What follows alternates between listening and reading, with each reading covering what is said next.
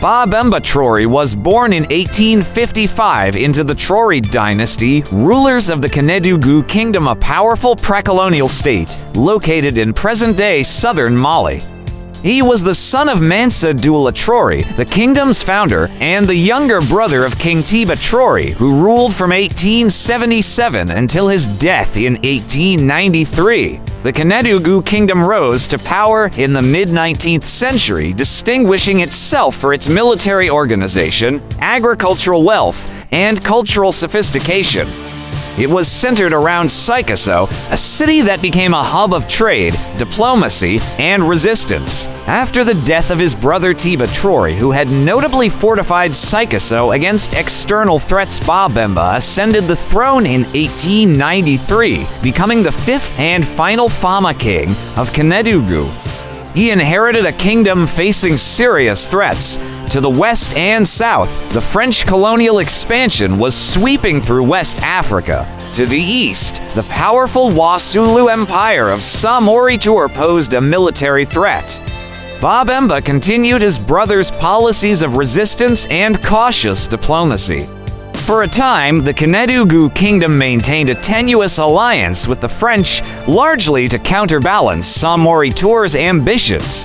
But Ba Bemba never accepted full French control. One of the most enduring symbols of the kingdom's strength under the Traoré dynasty was the Tata of Sikasso, a massive fortified wall built under Tiba's rule and maintained by Ba Bemba.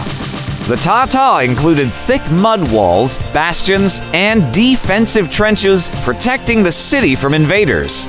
This structure played a central role in Sikasso's military strategy and defense during Ba Bemba's reign. As France consolidated its hold over West Africa in the late 1890s, colonial authorities began pressing Ba Bemba to accept more direct control. In 1897, French Colonel Otto demanded that a French garrison be permanently stationed in Sikasso.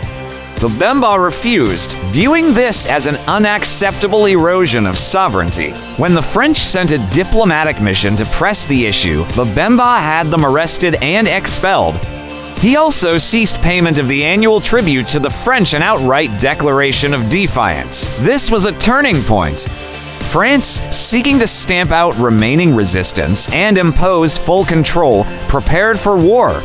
In April 1898, the French launched a full military assault on Sikasso. Over 2,000 French colonial troops, equipped with artillery and advanced rifles, laid siege to the city. The siege lasted over 2 weeks, with intense bombardments and street-by-street fighting. Sikasso's defenders, including the King's Diatigui Royal Guard and civilians, fought fiercely using traditional weapons, muskets, and guerrilla tactics. On May 1, 1898, after a brutal battle, French troops breached the Tata and entered the city. Rather than be captured and humiliated, Ba Bemba ordered his own guards to kill him, choosing death over surrender. The fall of Sikasso marked the end of the Kénédougou Kingdom. What followed was a dark chapter. The city was looted and burned. Thousands of people, including women and children, were captured and sold into slavery, either within French territories or beyond.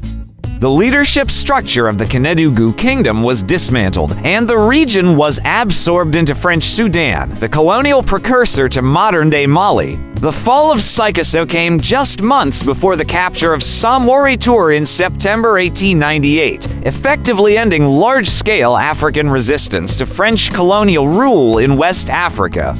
Ba Bemba Traoré has become a national hero and symbol of anti-colonial resistance in Mali and across West Africa. His story resonates because of his uncompromising stance on sovereignty, willingness to sacrifice his life rather than accept colonial domination, defense of his people's dignity and independence. His legacy is honored in many ways. The stadium of Sikasso bears his name, Stade Ba Bemba Traoré. Statues of both Ba Bemba and his brother Tiba stand in Sikasso today. The Tata walls still partially remain as a historical monument. Schools and institutions across Mali are named after him. In post-independence Mali, Ba Bemba has been embraced as a martyr king. His defiance is celebrated in songs, school curricula, and public ceremonies, particularly around Mali's Independence Day and during heritage commemorations. He is often compared to other African resistance leaders such as Samori Toure Guinea Bihanzin Dahomey, Benin, Sultan Joya Cameroon. These figures represent the final stand of African sovereignty before colonial subjugation, and their stories continue to inspire movements focused on African dignity, self-rule, and historical memory. Ba Bemba Traoré was more than a king, he was a patriot, warrior, and symbol of resistance. His refusal to capitulate to colonial power and his heroic end make him one of the most respected figures in West African history.